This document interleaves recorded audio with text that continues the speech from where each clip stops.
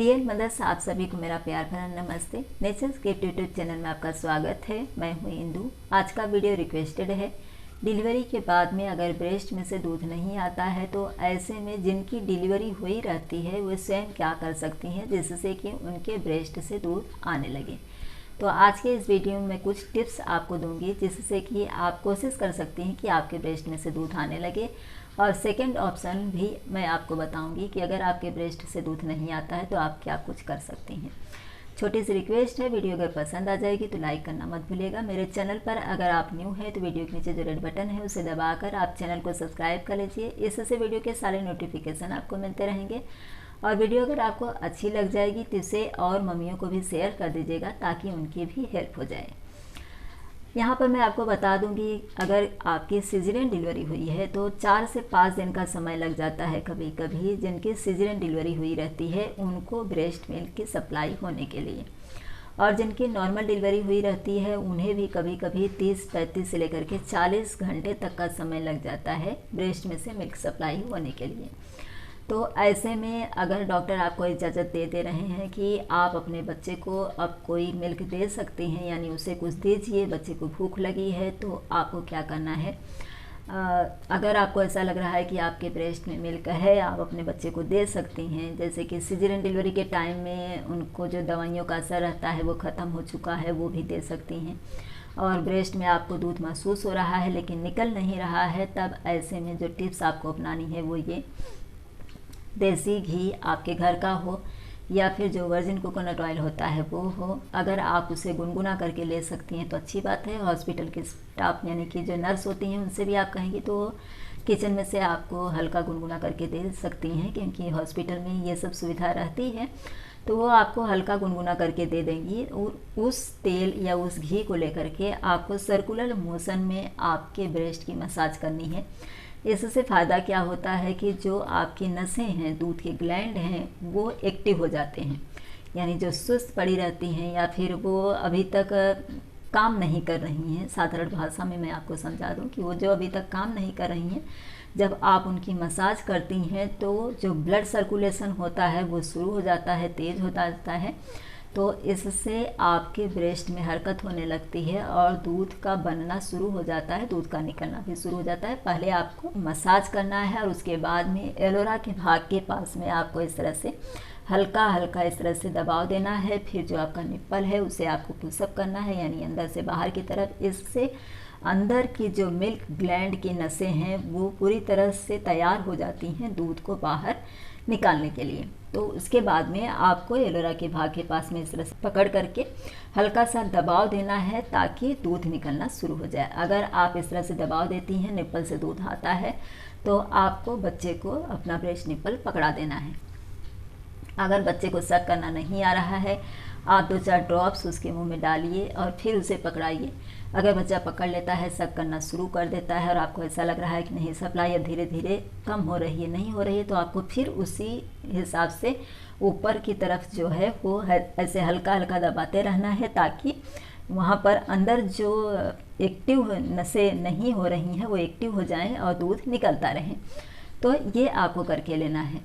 इसके अलावा आपको ऐसा लग रहा है कि ब्रेस्ट में दूध है, नहीं निकल रहा है, तो आपको स्किन टच देना है, जो कि बच्चे के साथ हो सकता है। बच्चे को आप अपने स्किन से लगाइए, अपने सीने से लगाइए और उसके बाद में कोशिश करिए कि बच्चा आपका ब्रेस्ट पकड़ ले। अगर बच्चा पकड़ लेता है और थोड़ा सा भी शक करना शुरू करता है तो दूध फटाफट आने लगता है।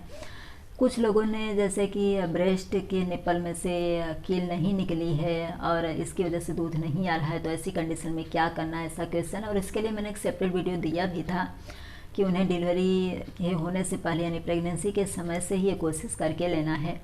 लेकिन अगर तभी भी नहीं निकला है तो कभी कभी जो हॉस्पिटल में नर्स होती हैं वो ज़ोर से दबा देती हैं और जो जिनकी डिलीवरी हुई रहती है उन्हें काफ़ी पेन होता है ऐसे कंडीशन में।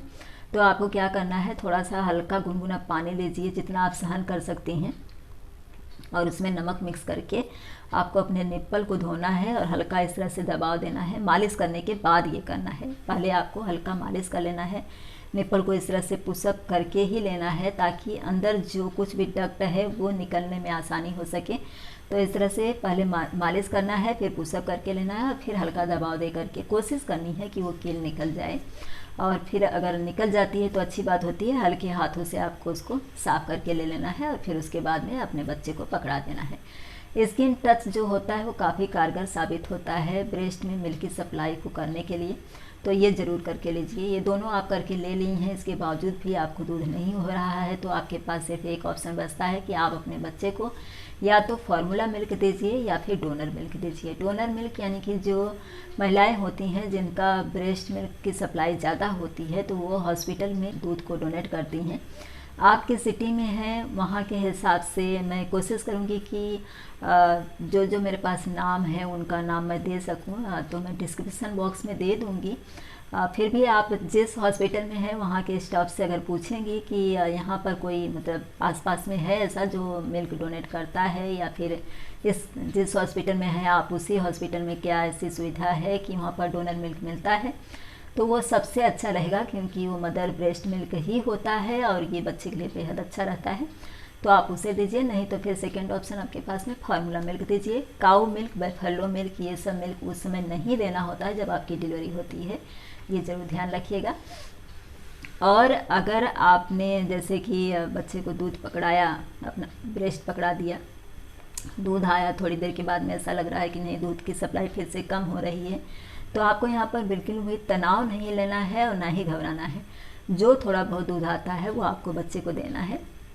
शुरुआत के दिनों में कम दूध आता है क्योंकि वो कोलेस्ट्रॉल दूध रहता है, और धीरे धीरे बच्चे की भूख जैसे जैसे बढ़ती है तो आपके ब्रेस्ट में 5 से लेकर के 10 दिन के बीच में मैच्योर दूध बनना शुरू हो जाता है और वो दूध ज़्यादा मात्रा में आता है। कोलेस्ट्रॉल दूध जो होता है वो कम मात्रा में आता है, फ़र्क सिर्फ इतना ही होता है। तो थोड़ी थोड़ी मात्रा में जो कोलेस्ट्रॉल दूध आ रहा है वो थोड़ी थोड़ी देर में आप बच्चे को पिलाती रहिए। और जब बच्चा आपका ब्रेस्ट पकड़ लेता है तो जैसे जैसे वो सक करना शुरू करता है वैसे वैसे मिल्क ग्लैंड जो होता है वो और दूध उत्पादन करना शुरू कर देता है, यानी सप्लाई बढ़ने शुरू हो जाती है। इसलिए शुरुआत के दिनों में जो कम दूध आता है तो बहुत सी महिलाएं ये सोच करके तुरंत बॉटल पकड़ा देती हैं कि दूध कम आ रहा है।